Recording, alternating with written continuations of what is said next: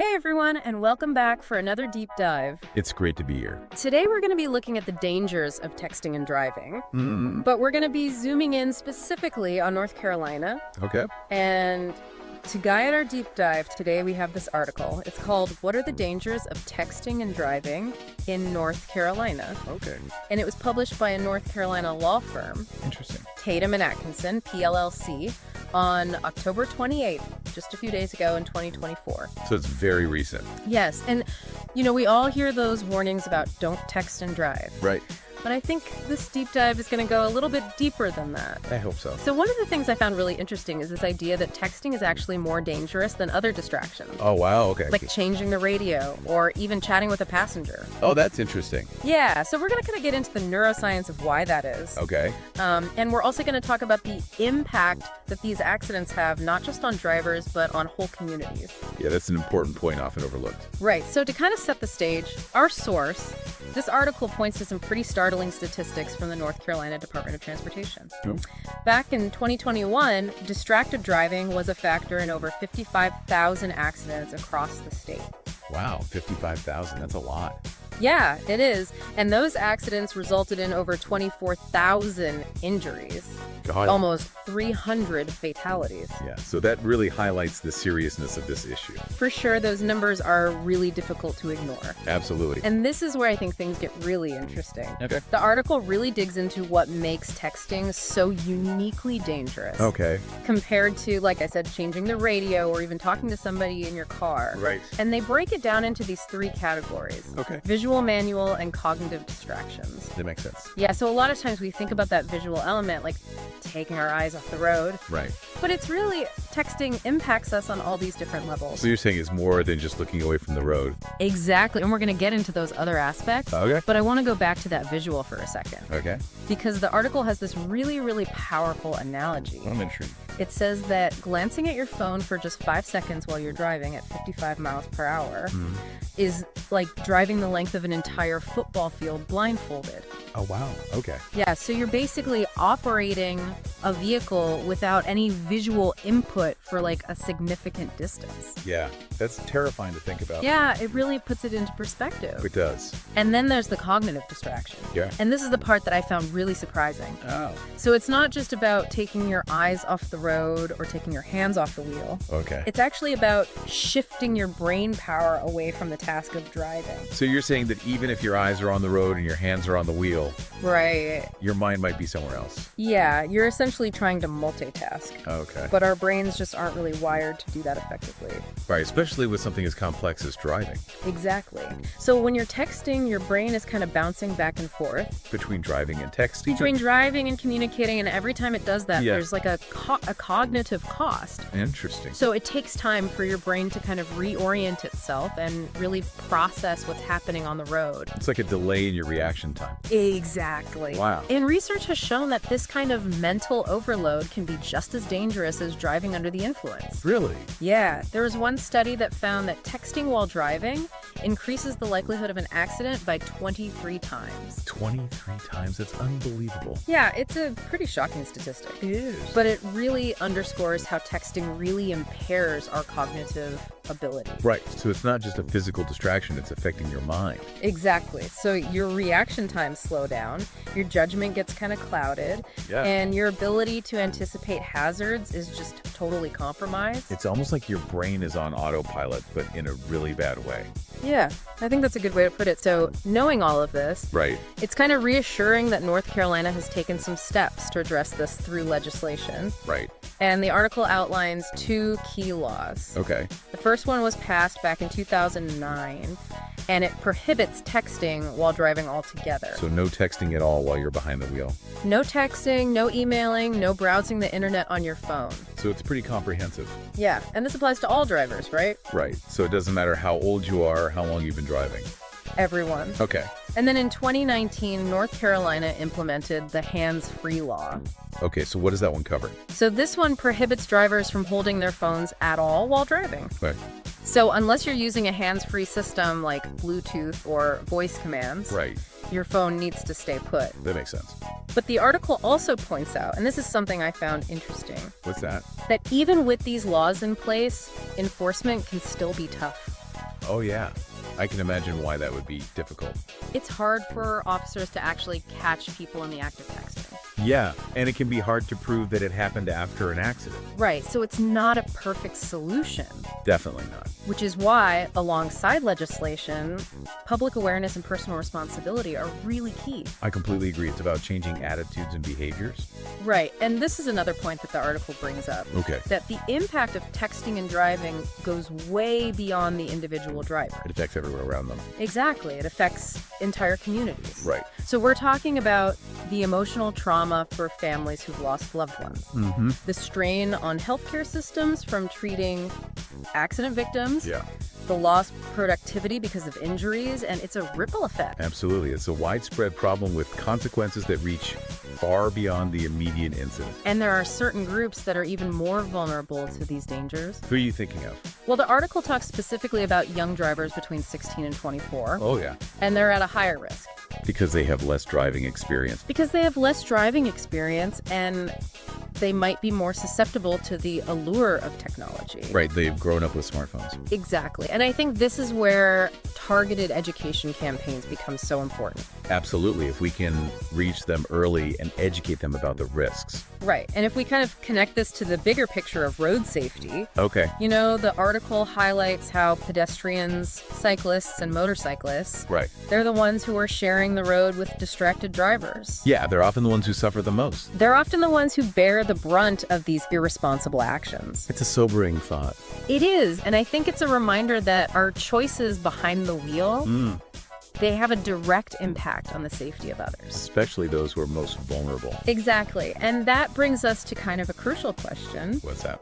As technology keeps evolving and it's becoming more and more integrated into our lives, Right, it's everywhere. how can we as a society find a better balance between staying connected and staying safe on the road?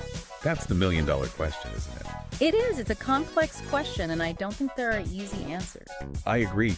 It's something we need to keep discussing and exploring. Yeah. It's going to take a lot of different things working together, you know? Yeah. Like changing the laws, having better technology, more education, and I think most importantly, Yeah. we need to change how we think about being connected all the time. Right. It's like that societal acceptance that we have to be connected constantly. Mm-hmm. That's really hard to break.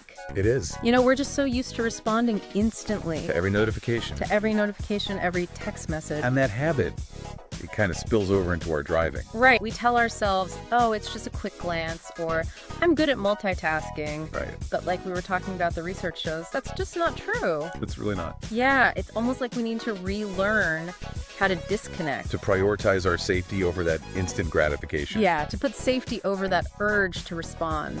Exactly. And you know what's interesting? What's that? On the technology side, we're actually seeing a lot of new car safety features Oh, yeah. that are designed to prevent distracted driving. Like what kinds of things? So some cars now, they can tell if you're drifting out of your lane Oh, wow. or if you're following too closely. Which are both signs that you might be distracted. Exactly. They're like little warning signs. That's really cool. And I know there are also apps now that can help. Oh, yeah, definitely. They can block calls and texts while you're driving, or even send an auto reply. Letting people know that you're driving and you'll get back to them later. Exactly. So you don't even have to worry about it. That's a great feature. It is. But I think even with all of this technology, the most important thing is for people to just change their behavior. To make a conscious decision not to text and drive. Right. It's about realizing that no text, no notification is worth risking your life or someone else's. Exactly. And I think that message is especially important for young drivers. Oh, absolutely. We need to be teaching them from a young age Yeah. that driving is a privilege and it requires your full attention. It's about building those safe driving habits early on. And this is where parents and educators and even their peers can really make a difference. Right. They can help shape those attitudes and behaviors. Yeah, imagine a generation of drivers who just see texting and driving as totally unacceptable. Like drinking and driving. Yeah, like something that's just not cool to do. That would be amazing. I know we're not there yet, Not quite. but I think we're moving in the right direction. I think so too. The fact that we're having these conversations, that states like North Carolina are passing laws and that technology is evolving. It all gives me hope. Me too. But it's important to acknowledge that there are still challenges. Definitely. We need to enforce the laws that we have. we need to do a better job of educating the public. And we need to keep pushing for new technologies that make it harder, if not impossible, to text and drive. Absolutely. It's a multifaceted problem. It is. And it's going to require a multifaceted solution. And it's something that affects everyone. Whether you're the one driving or just sharing the road. Right. So what can we as individuals do to be part of the solution? Well, it starts with personal accountability, Yeah. Make a conscious choice to never text and drive no matter how short the message is. Right. Lead by example. Exactly. Show your friends, your family, especially your kids, that safe driving is your priority.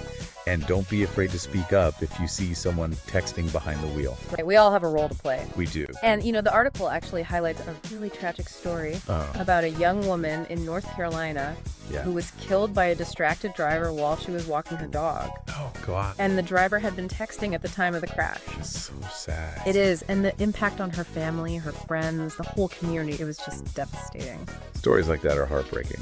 They are, but they're also important reminders Yeah. of the real human cost of distracted driving.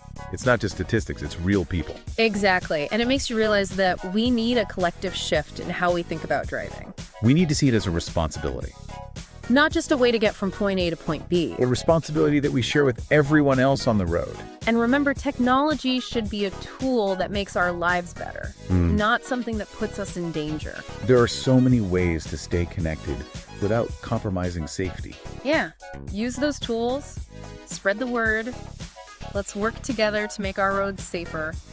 For everyone. I think this deep dive has been really eye-opening. Me too. And it's left me thinking about how we can better protect the most vulnerable people on our roads. Pedestrians, the cyclists, the people who use public transportation. Exactly. They're the ones who are at the greatest risk when drivers are distracted. It's a really important question, and I think it forces us to kind of think beyond individual behavior. Yeah, we need to start thinking about bigger changes that can make our roads safer for everyone. Right. So like changes to how we design our cities and our infrastructure. Exactly. Yeah. What if we made safety the top priority when we're planning our transportation systems? So more pedestrian walkways, more bike lanes, better public transportation. Right, exactly. To give people more options besides driving. Exactly. If it was easier and safer to walk, bike, or take the bus, more people would do it. And that would mean fewer cars on the road, which would automatically make things safer for everyone. And sounds like a much more enjoyable way to get around, too. Oh, absolutely. And what about technology? Oh, yeah. Technology definitely has a role to play here. Do you think we'll see even more advanced safety features in cars? I think so, for sure. We're already seeing some really cool things like lane departure warnings and automatic emergency braking. Right. But imagine cars that can actually anticipate and prevent accidents before they even happen. It's almost like having a co-pilot who's always paying attention. Exactly. But I think even with all of this amazing technology, we can't forget about the human element. Right. Ultimately, it comes down to changing our behavior and our attitudes. Yeah, like we were saying earlier, we're so used to being connected all the time. It's almost like an addiction. It is, and it's hard to break that habit even when we know we should. I think education is a big part of it. Okay.